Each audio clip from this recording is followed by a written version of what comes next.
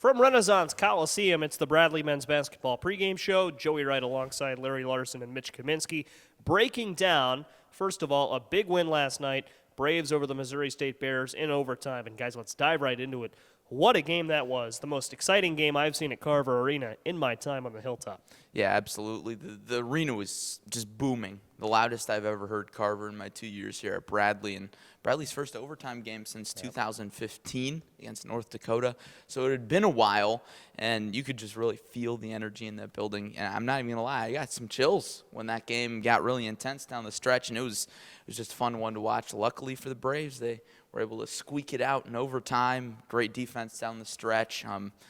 Neither team really stepped up in the final minute to make a clutch basket, but in overtime, Bradley broke the ice and really pulled away a little bit.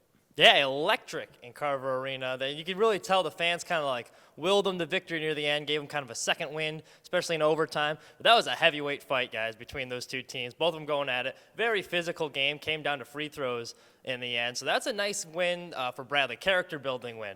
You had guys step up. Clutch defense when they needed to stop, check. Timely free throw shooting, check. Because like you remember, especially in the tournament last year, I believe it was D'Lo was at the line, and they had a chance with technical free throws, and he missed them, and that kind of changed the tide of the game. So hitting clutch free throws, especially this time of the year, is big, which they did. And they got some timely scoring off the bench. I thought Nate Cannell did a nice job. And Darryl Brown, excellent game from him.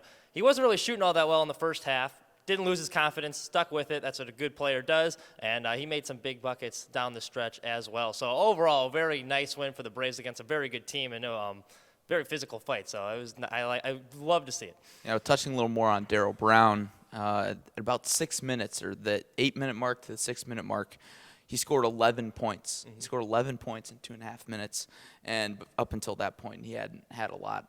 He was like 1 for 6 from the field or something up until that point, or a few more shots. But man, he really turned it on, and he definitely stepped up to the challenge, clutched up a little bit, and really gave the crowd the second wind, as Mitch mentioned, and that really set the stage for overtime. Of course, Missouri State came back. Isaiah Mosley, he scored 7 points on his own, sparked a little run for the Bears to get back into it. But, man, you know, Darryl Brown, he really stepped up down the stretch, and that overtime period was just intense. And to touch on those fouls a little bit, I mean, both coaches watched their words post-game about that, but let's just say they were not thrilled by how the players dictated that game. There were 51 fouls, and honestly, in my opinion, there probably should have been more. Going off of that as well, the Braves, both their big men were in foul trouble.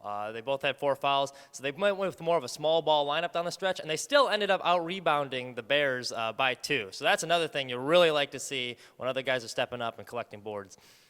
And I want to go back to what you said earlier about just the physicality of it.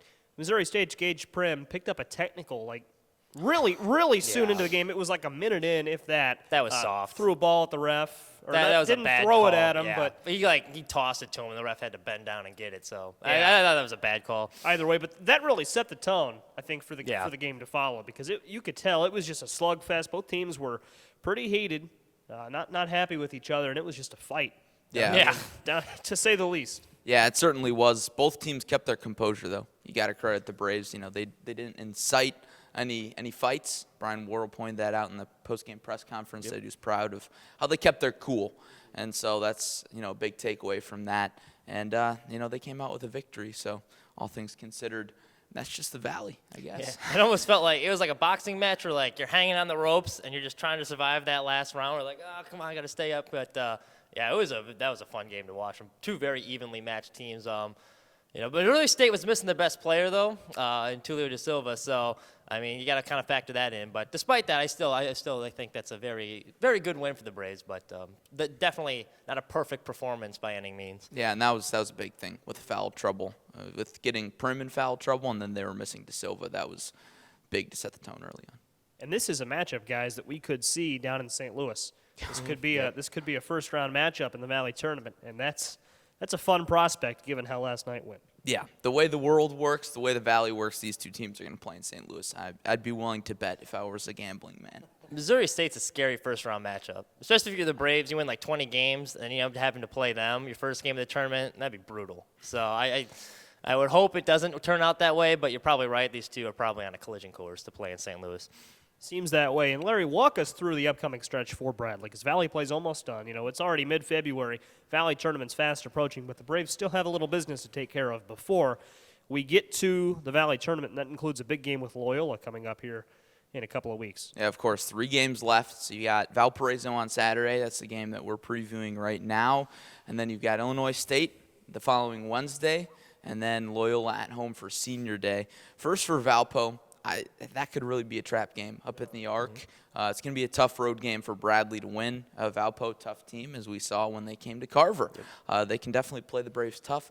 As for Illinois State, could also be a trap game because teams always play better in rivalry games. We all know that Bradley is the better team this year, and they should handle their business in Blono, but I really think that the Redbirds could give them a scare.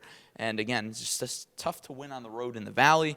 Then with that Senior Day game against Loyola, that atmosphere at Carver, if we thought the other night was really good, I think the house could be packed for Darryl Brown, Koch Bar, and Nate Cannell. Yep, I totally agree. And tough to win on the road in the Bradley, like you said. It's tough to win on the road for the Braves in general this season. So a couple decent road tests, especially a rivalry game against Illinois State. It should be a good tune-up heading in. And then Loyola, I suspect that'll be a fantastic game. Should be very loud weekend game against probably one of their bigger rivals in the conference. So that should be a fun one as well, kind of an early playoff game, if you will. It's certainly going to feel that way. And, Larry, you look at the Valparaiso game. That's a Crusaders team that people were pretty low on entering Valley play. Really young team, a lot of turnover over there in Valparaiso. But they've surprised people. They've come out and they've played well. They've had a pretty good season, all things considered. Yeah, they really have. And, Javon Freeman Liberty leading the way, leading that charge. And you can never sleep on him because he could just go out and score 25, 30 points any given night. And so that's the dangerous thing about that Valpo team. They've also got some nice pieces. Ryan Fazakis also steps up. Sometimes he starts, sometimes he comes off the bench. But big man who can shoot the 3, that's always tough to defend. And so they've got some pieces, and they could definitely upset some good teams in the last 3 games. Bradley was a little banged up first time they played him, so I think that'll help them a bit on the road. But like you said, Valpo's a team a lot of teams overlook. I don't think a lot of teams are waking up like, oh, we got to play Valpo today, darn. So and that could come to a disadvantage because you got to come ready to play every day in the Valley because it's a deep conference. So it's definitely, like you said, I agree. It's a trap game here for the Braves. You got to show up ready to play, especially on the road. I want to double back to a remark I made just a couple of moments ago. I said in Valparaiso. Valparaiso is in Valparaiso, Indiana, yes, correct? Just wanted to double check. It is indeed. So Valparaiso and Evansville, you've got two teams in the Valley named after the city they're in, 2 universities named after the city. Yes, just 2. That's fun. That's fun. I don't know. I would be curious to know if any other conference has 2 teams where their university is Nebraska, named after the Iowa, cities. Big Ten. Oh, no, those are states. Yeah, those are right. City, the city of Iowa. There is an Iowa city. You're right. Okay. Fair enough. We got to get moving here. Picks to click Geography's fun. in the Valparaiso game. Who steps up for the Peoria Braves? The Peoria Braves. Oh, man. I'm going to go with your favorite, Ville Tavanainen. We saw him score 12 points in 17 minutes of play the other night in the win over Missouri State, and he's really hitting his stride from deep. But he didn't miss until the second half, hit his first 3 3-point shots. And I think he could really provide a spark off the bench for Bradley. Nate Cannell was that spark last year off the bench. I think Ville is stepping into that role. Mm-hmm. Yeah, he did provide a really nice spark yesterday. I'm going with Nate Cannell, one, because he had a really nice and one move yesterday that I thought was phenomenal. But second reason is he had 15 points last time they played Valpo. And the Braves are missing Elijah Child, so you get another big man down low, it's going to open it up even more scoring from the outside for the shooting, and he's their best shooter, so I suspect he'll have a big game, especially in this one. Yeah, and I think he's due for a big game. That's a really good pick, Mitch, just because he didn't hit double digits the other night. He came up with some big buckets. He always seems to. But before that, he was struggling a little bit, and I think credit Missouri's defense for that because the ball was just kept out of his hands. I like the Ville pick a lot. I think he's had a good season. He is that spark plug. It seems like he comes in off the bench and just drains them. I mean, just shot after shot this season, he's been the guy. So that's a good pick. And Cannell's a good pick too. Good picks this week. I thanks, like them. Joey.